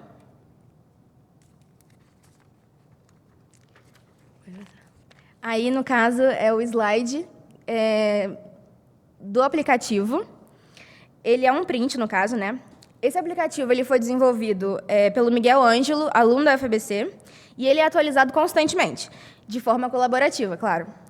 Então, eles colocam as áreas em que aconteceu o crime e as especificações. Foi a mão armada, foi a moto, o carro, e aí colocam o horário, enfim. Muito bacana. Se todos pudessem usar, seria bem legal. Mas agora, o que tudo isso tem a ver com o urbanismo tático? E eu já adianto a resposta, tudo. O urbanismo tático ele é uma abordagem de intervenção urbana de soluções rápidas e de baixo custo, para melhorar a qualidade de vida e o ambiente urbano. E o objetivo ele é incentivar a ativação social em lugares permeados de medo, como ruas escuras, locais inutilizados e até mesmo o ponto de fretado da UFABC. E esse mecanismo ele trabalha com o aumento da sensação de segurança por aumento de mais pessoas nesses ambientes. E os senhores e senhoras aqui hoje podem concordar comigo que andar em uma rua iluminada, movimentada, traz maior sensação de segurança do que uma rua escura deserta, certo? Principalmente para as mulheres. Aí aqui a gente colocou um exemplo de Parking Day no Rio de Janeiro, que é na Praça Tiradentes do centro, que foi uma utilização de uma vaga de garagem para jogos de tabuleiro em tamanho real. E vocês podem observar que há pessoas que passam ao redor e permanecem no lugar, por curiosidade do que está acontecendo. Então, é uma dinâmica natural que acontece. Pode passar. Pode passar de novo, que isso aí foi um erro técnico. Nesse slide, a gente pode observar que tem a aplicação de mobiliário urbano aos finais de semana, que também é uma ação do urbanismo tático, nesse caso do Minhocão, em São Paulo. Além de fecharem a rua, né? E, por fim, a gente colocou mais um exemplo, também em São Paulo, na Rua Doutor César, feita em 2017. E é uma área que era muito conhecida por atropelamentos e acidentes, por conta desse balão que antes não era sinalizado e que depois ficou desse jeito bem bonito que vocês podem ver aí. Um adendo ao urbanismo tático é que ele necessita de vigilância. É necessário que ele seja feito, mas também seja refeito com o passar dos anos. Porque a gente foi olhar no Google Maps esses dias, esse mesmo balão, e ele não está mais lá. Quer dizer, ele está lá, mas está apagado.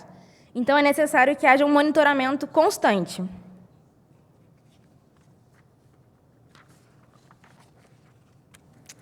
Bom, agora que a gente apresentou a problemática e o que é o urbanismo tático, a nossa proposta fica um pouco mais clara.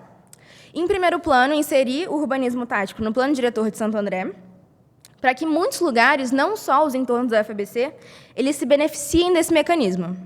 E pensando mais individualmente, a gente está propondo também 2 subpropostas. A primeira é realizar uma feira noturna na calçada ou em vagas próximas ao UFABC, que, além de promover a maior circulação de pessoas, também tem como objetivo a segurança alimentar da comunidade. E a nossa segunda subproposta é fazer a criação de espaços de convívio tático, com bancos, mesas, arte urbana, grafitaço e iluminação. E a nossa ideia seria ali no trecho da Frei Caneca Spears e Santa Adélia. E como eu já mencionei anteriormente, eu sou estudante de políticas públicas, então eu já logo me desculpo pelos desenhos que vocês vão ver no próximo slide. Esse aqui é um exemplo do que a gente pensou, mais ou menos, de como seria um urbanismo tático ali na rua Santa Adélia. Então, vocês podem ver um pouquinho de uma pequena feira, coisas escritas no chão e também alguns banquinhos. E tudo isso é para estimular a maior passagem de pessoas e também a integração entre estudantes e comunidade. E eu acho que o que todos querem saber aqui também, né? O que a gente está esperando com a aplicação do urbanismo tático? E eu posso enumerar para vocês. Redução da criminalidade, maior sensação de segurança, melhoria da qualidade de vida, maior uso dos espaços públicos, o fortalecimento dos laços sociais e economia local e o maior ponto positivo disso tudo. São intervenções de baixo custo. Então, não há impedimento orçamentário para a realização dessas ações. Outro ponto importante também é a sustentabilidade dessas ações. Essas intervenções elas podem ser feitas com parcerias público-privadas, por exemplo. Chamar o seu Zé do Queijo, fazer uma exposição de queijos, que faz com que a mobilidade acadêmica se alimente bem, porque queijo é um ótimo alimento, além de trazer uma ótima integração com a comunidade local.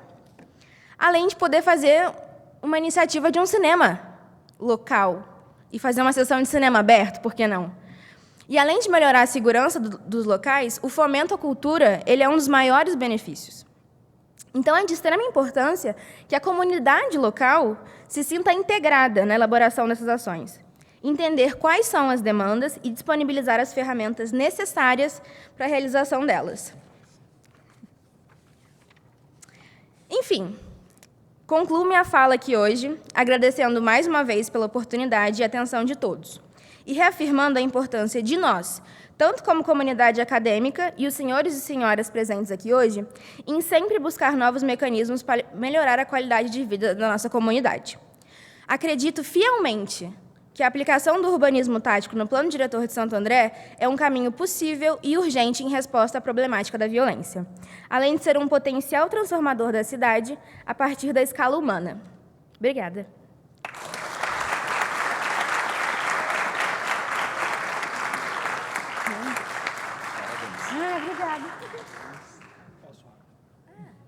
Gratidão.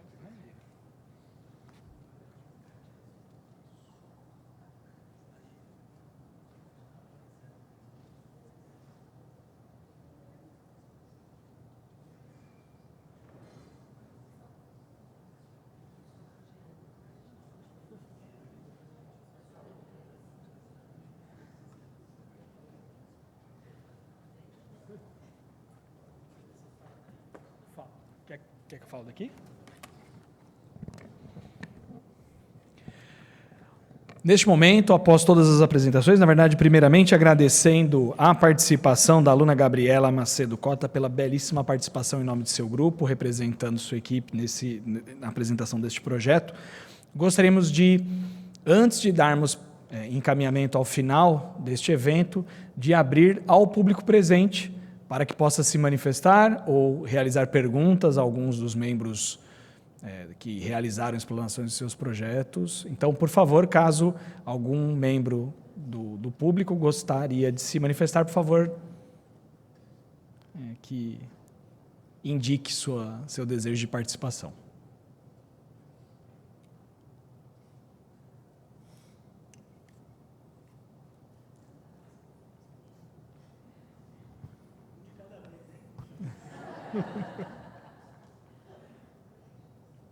Ninguém? Bom, não havendo, então, inscritos para a participação, gostaríamos de passar novamente a palavra ao presidente deste evento, o vereador Clóvis Girardi, para iniciar as considerações finais sobre os projetos e, posteriormente, o encerramento deste evento. Obrigado, Felipe. Parabéns, hein, pessoal? Acho que foi muito bom. Eu tinha lido os relatórios, mas com a apresentação de vocês a gente vai fazendo mais anotações, tendo mais ideias, né? E acho que todos os grupos estão muito, muito de parabéns. Eu fiz alguns comentários aqui. Eu não sei se a gente faz uma rodada primeiro e depois eu falo, mas eu vou falar já e aí depois passo para os colegas e a gente ajusta, né? Eu vou de trás para frente, então. Sobre o urbanismo tático, né, e a segurança no entorno da UFABC, que é um tema que, particularmente, eu estou me dedicando no último período, primeiro porque eu moro ali, né, e segundo porque, enfim, a gente tem recebido uma série de demandas da comunidade para lidar com esse tema. E essa ideia da feira, aliás, estudante de política pública, mas que desenha em perspectiva, né? Então, tá de parabéns pelo desenho também. Mas essa ideia da feira, ela vem circulando com muita força e ela depende muito menos do poder público para acontecer, né? Ela depende muito mais de engajamento e mobilização social, porque o espaço é da universidade. Se for para arrumar tinta numa parceria público-privada, não precisa a prefeitura necessariamente se envolver nisso, mas é importante que faça. Então, acho que esse é um tema muito, muito relevante para a gente dialogar. O mobiliário, aí sim, tem custo e tal, mas, de repente, a gente pode pensar ações que aconteçam independente do poder público investir algum tipo de recurso ou ter que necessariamente estar dentro. Mas a prefeitura está muito disposta e, nessa semana, a gente avançou um pouquinho com o plano de segurança integrada, que foi uma demanda trazida aqui até a Câmara. A gente levou e, pela primeira vez, fez uma reunião com vários agentes institucionais Então, tinha lá as polícias militares civil, tinha a universidade, tinha gente representando a Câmara, tinha a Secretaria de Segurança Pública e a GCM. Então, parte dessas ações eu acho que até podem complementar o plano de segurança integrada que está sendo formatado. Então, acho que é muito, muito relevante e a gente vai... Eu quero encaminhar todos aqui, estou animado. Tá de parabéns, Gabi e os demais colegas, as demais colegas. Fernando e o grupo, né? Primeiro que eu conheço o Fernando há muitos anos, né? A gente estou junto lá no ensino fundamental ainda. E é um prazer recebê-lo aqui agora na Câmara. Talvez para mim seja o tema mais difícil de lidar, né? Porque artrópode acho que eu não escutava falar desde o cursinho. E aí, então, até lembrar o que era um artrópode demorou um pouquinho, mas é isso, assim, a gente vai aprendendo, vai lidando com outros temas. Acho que o principal desafio é o financiamento, né? E a gente tem... Santo André tem concebido, estava conversando com a professora, Santo André tem estreitado as relações com o IPHAN, que é um órgão importante a nível federal e que tem recurso e que tem condição de repente, em alguma medida, subsidiar parte das pesquisas que são feitas. Né? O superintendente do IPHAN vai estar nessa casa estadual, a professora Silvia talvez esteja aqui conosco, o Danilo vai receber o título de cidadão andreense. Então, a gente está puxando um pouco o saco dele, é meu amigo, mas para ver um pouco do que a gente consegue avançar nessa parceria do IPHAN com Paranapiacaba, com a cidade. Então, isso acho muito relevante, a gente conta muito com o apoio de vocês para formatar melhor, do ponto de vista técnico, qualquer tipo de proposta, né? A gente vai para todas, né? Mas essa em especial acho que precisa de um embasamento teórico, científico mais distante do que, particularmente, a gente tem aqui comumente no gabinete, né? Então, muito, muito legal. Sobre o plano da primeira infância, o pessoal da Escola do Legislativo está aqui, pode me corrigir, mas a gente não tem condição de apresentar um plano aqui e executar um plano a partir da Câmara, nós temos condição de indicar.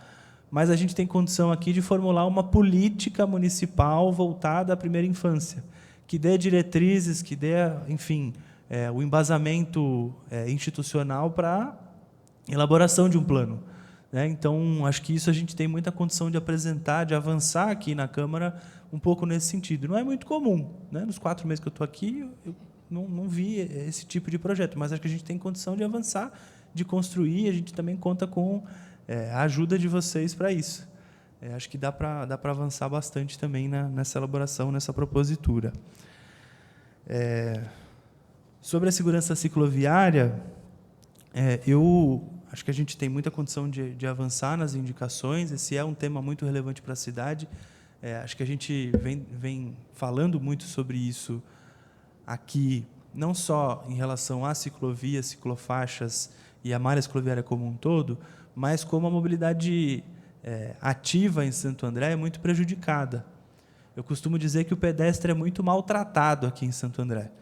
É ruim para atravessar a rua, é ruim para andar na calçada, a calçada não é acessível, a ciclofaixa, as que tem ainda não são o ideal do que a gente gostaria que fosse, e são todas, como a Tati bem trouxe, são todas desconexas. Né?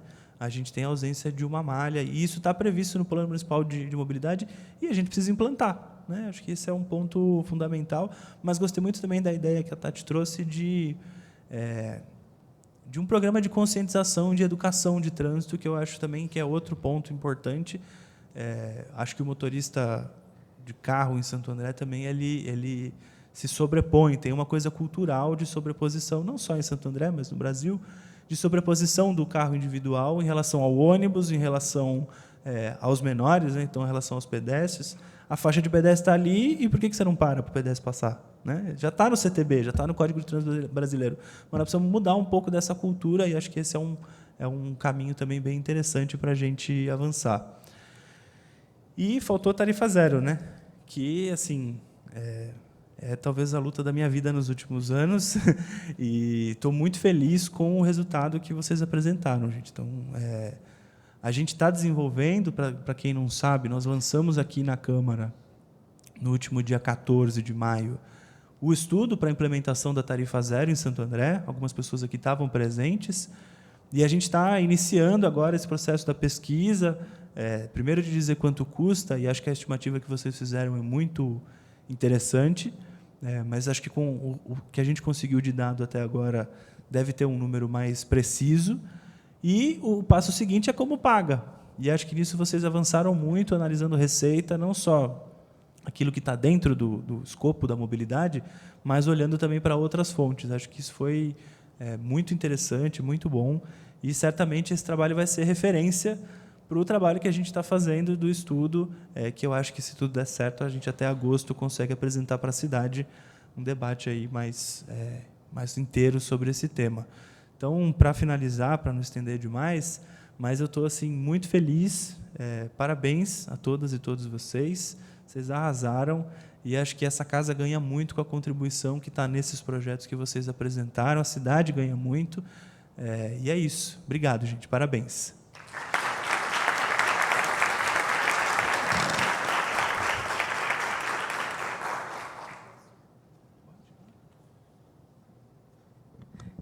Eu também queria parabenizar a todos os discentes. Assim, eu fiquei encantada com todos os trabalhos.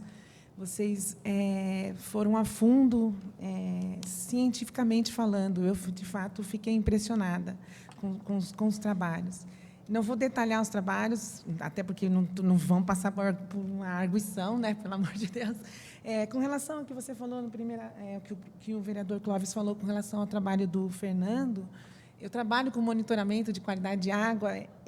Eu sou do curso, eu estou no bacharelado em Ciência e Tecnologia e estou no curso de Engenharia Ambiental e Urbana. Sou bióloga de formação, com doutorado em Engenharia Hidráulica e Saneamento. Então, trabalho com relação à qualidade de água.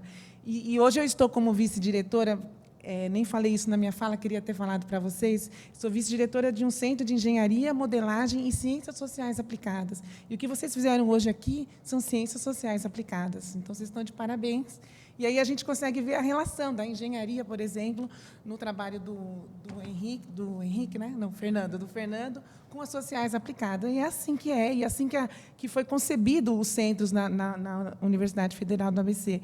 E só para finalizar, a Universidade Federal do ABC, ela presta serviços também com relação a análises, todas essas análises que você mostrou com relação a metais pesados, a gente presta serviço, a gente faz esse tipo de análise também. Talvez uma parceria também que a gente possa fazer junto com a prefeitura e prestar esse monitoramento seria uma coisa tranquila e até relativamente fácil de fazer. Tá bom? É do cotidiano de alguns docentes da UFABC. Tá certo? Era isso, parabéns. Eu estou encantada com o trabalho de vocês. Obrigada.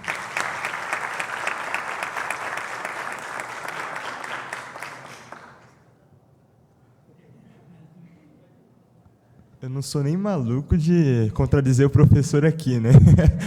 Gente, para finalizar, primeiro parabenizar todos os grupos. Eu vou começar, acho que o Clóvis fez uma análise perfeita dos 5 grupos, os trabalhos muito completos e com uma base científica, né? Acho que isso é muito importante, porque não basta só a gente falar e não ter base, não ter dado para comprovar e colocar isso na prática. Então, só parabenizar os 5 grupos, parabenizar também os presentes, o público que veio prestigiar esse evento, é muito importante também esse apoio. E agradecer a oportunidade, Clóvis também, de ter presidido essa sessão, professor Diego, de ter tido essa ousadia de pensar uma universidade para fora, da vice-reitora também a presença, vice-diretora, né? E agradecer também, eu esqueci no início, de agradecer também o Wagner Lima, né, que não pôde estar presente por questão de saúde, mas foi um vereador do Partido dos Trabalhadores que abriu as portas da casa para a gente ter essa oportunidade aqui hoje também. E só para encerrar... Só rapidinho, o Kiko está aqui representando o mandato do Wagner, chefe de gabinete. Obrigado, Kiko, pela presença. E leve nossos votos aí de melhoras para o Wagner, para que logo, logo esteja aqui de novo com a gente. Obrigado, Kiko. Obrigado, Kiko. E só para encerrar, eu só queria parafrasear um pensamento aqui. Às vezes a gente fica muito preso sala de aula, a gente recebe muito conteúdo e a gente tem uma dificuldade de ver como colocar isso na prática. Eu acho que aqui foi uma aula muito para a gente entender isso, como que todo aquele conhecimento que a gente adquire dentro de sala de aula, dentro daquele ambiente de prédio de universidade, como que é possível você colocar isso na prática e mudar a realidade do nosso povo, né? Então, só agradecer, parabenizar e obrigado pela oportunidade. Valeu!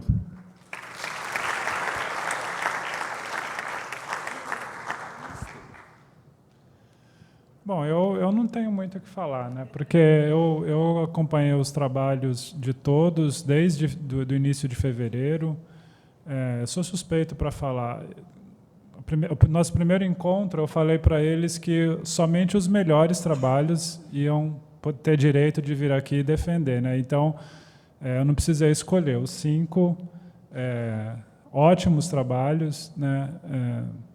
Ótimas propostas, com base em bastante pesquisa, bastante trabalho. Eu fiquei muito feliz de ver a dedicação. É raro a gente ver tamanha dedicação num projeto como esse.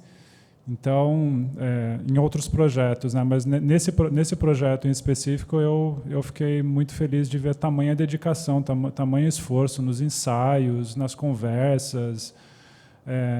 Então, gostei muito e é tudo que eu tenho para falar sobre isso.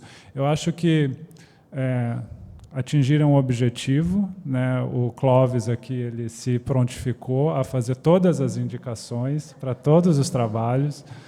Então, o objetivo desse programa é justamente esse, né? Convencer os vereadores da casa a adotar as propostas. Foi uma coisa que a gente ensaiou, né? Durante as apresentações no campus. Olha, vocês não estão só discutindo um trabalho acadêmico, vocês têm que convencer os vereadores e trabalhar na retórica de vocês, né? Uma coisa que é um outro ambiente. E vocês conseguiram fazer isso com muita maestria.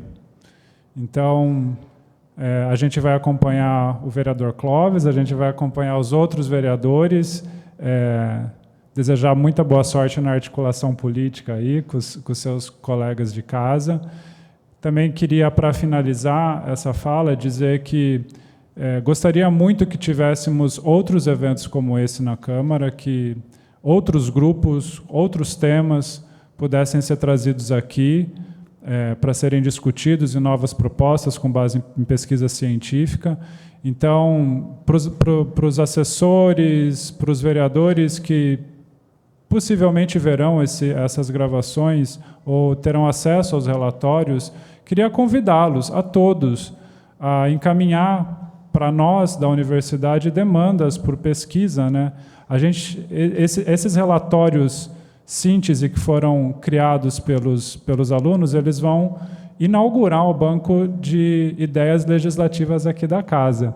Então, até começo a pensar aqui que a gente poderia ter um banco de demandas por pesquisa científica na universidade, para convidar não só vereadores, mas a população dos municípios a nos demandar pesquisa científica para resolver problemas públicos das cidades, né? É uma ideia que está nascendo aqui, quem sabe?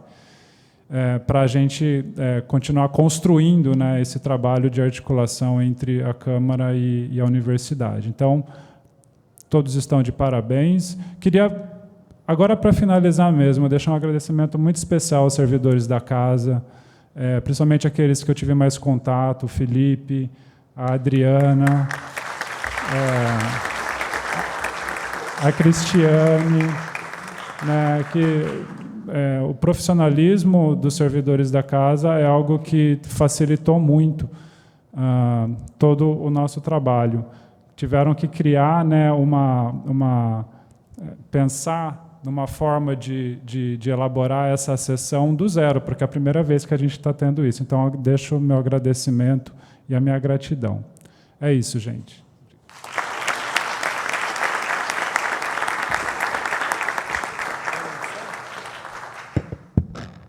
Não, então é isso. O professor Diego falou que vai dar A para todo mundo. Então, obrigado, gente. Parabéns. Então, agora, às 16h37, 38, eu declaro encerrada essa sessão solene. Não é solene, né? A presente sessão. Então, vou voltar. Vamos lá. Então, agora, às 16h39, declaro encerrada essa apresentação.